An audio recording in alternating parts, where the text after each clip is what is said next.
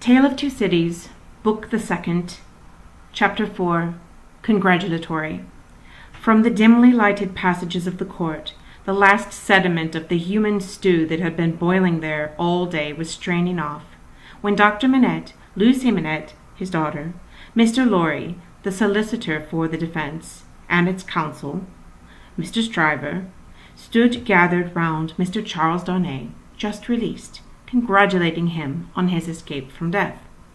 It would have been difficult, by a far brighter light, to recognize in Dr. Manette, intellectual of face and upright of bearing, the shoemaker of the garret in Paris. Yet no one could have looked at him twice without looking again, even though the opportunity of observation had not extended to the mournful cadence of his low, grave voice, and to the abstraction that overclouded him fitfully without any apparent reason. While one external cause, and that a reference to his long-lingering agony, would always, as on the trial, evoke this condition from the depths of his soul, it was also in his nature to arise of itself and to draw gloom over him, as incomprehensible to those unacquainted with his story as if they'd seen the shadow of the actual Bastille thrown upon him by a summer sun, when the substance was 300 miles away.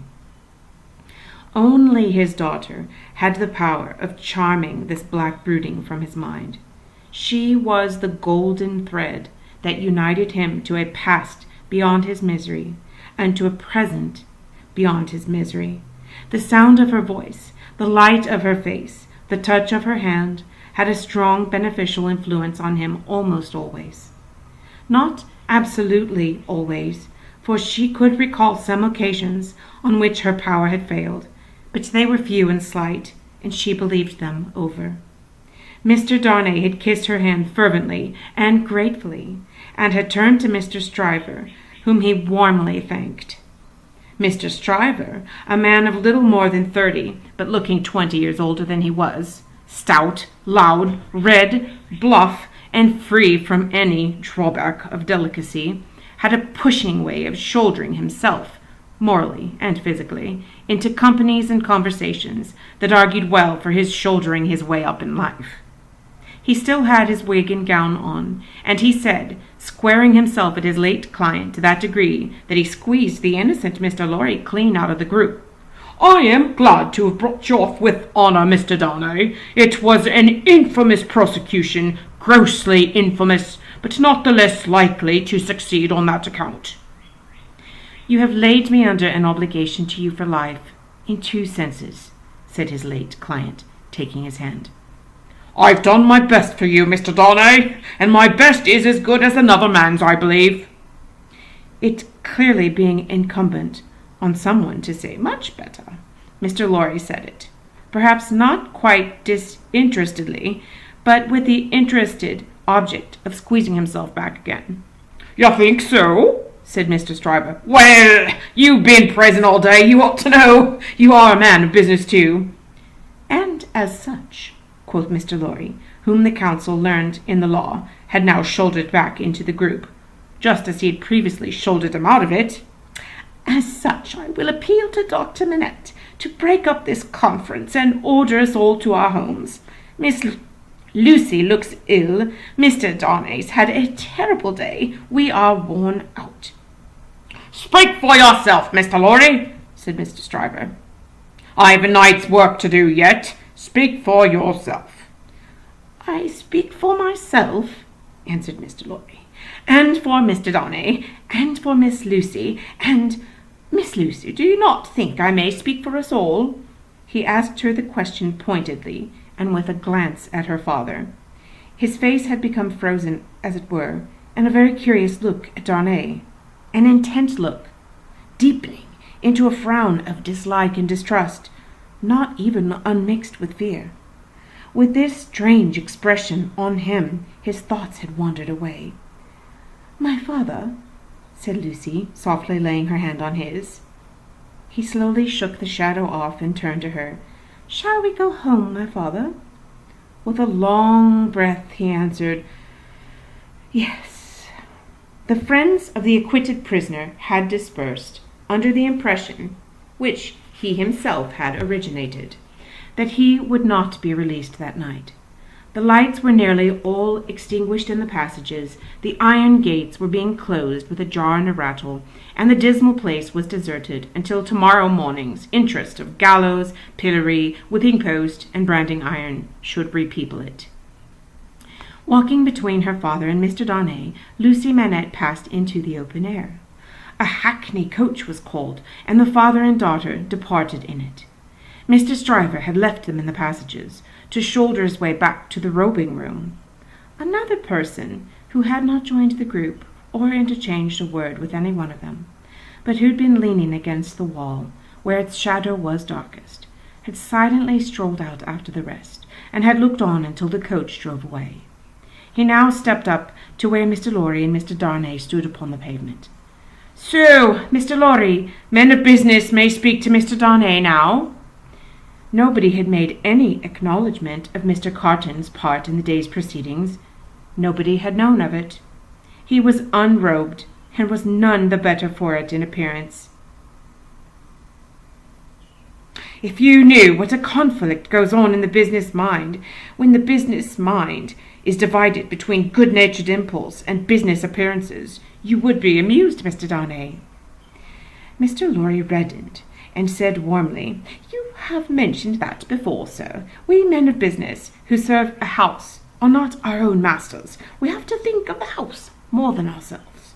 I know," rejoined Mr. Carton carelessly. "Don't be nettled, Mr. Lorry. You are as good as another, I have no doubt. Better, I dare say."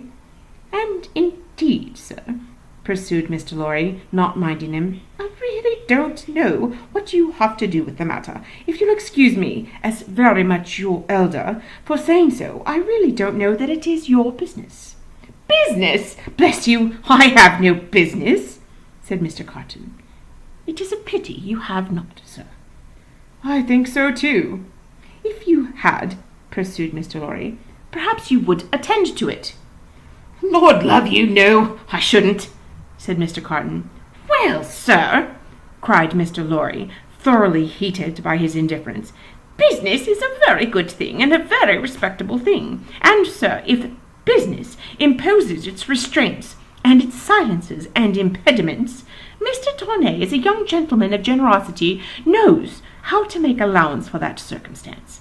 Mr. Darnay, good night. God bless you, sir. I hope you have been this day preserved for a prosperous and happy life. Chair there!" Perhaps a little angry with himself, as well as with the barrister, Mr. Lorry bustled into the chair, and was carried off to Tellson's. Carton, who smelt of port wine, and did not appear to be quite sober, laughed then, and turned to Darnay. "This is a strange chance that throws you and me together. This must be a strange night to you, standing alone here with your counterpart on these street stones." "I hardly seem yet," returned Charles Darnay, "to belong to this world again." "I don't wonder at it. It's not so long since you were pretty far advanced on your way to another. You speak faintly." "I begin to think I am faint." "Then why the devil don't you dine? I dined, myself, while those numbskulls were deliberating which world you should belong to, this or some other. Let me show you the nearest tavern to dine well at." Drawing his arm through his own, he took him down Ludgate Hill to Fleet Street, and so up a covered way into a tavern. Here they were shown into a little room, where Charles Darnay was soon recruiting his strength with a good plain dinner and good wine, while Carton sat opposite to him at the same table, with his separate bottle of port beside him, and his fully half-insolent manner upon him. "Do you feel yet that you belong to this terrestrial scheme again, Mr. Darnay?" "I'm frightfully confused regarding time and place, but I am so far mended as to feel that." "It must be an immense satisfaction." He said it bitterly, and filled up his glass again, which was a large one. "As to me, the greatest desire I have is to forget I belong in it. It has no good in it for me, except wine like this, nor I for it. So we are not much alike in that particular. Indeed, I begin to think we are not much alike in any particular, you and I."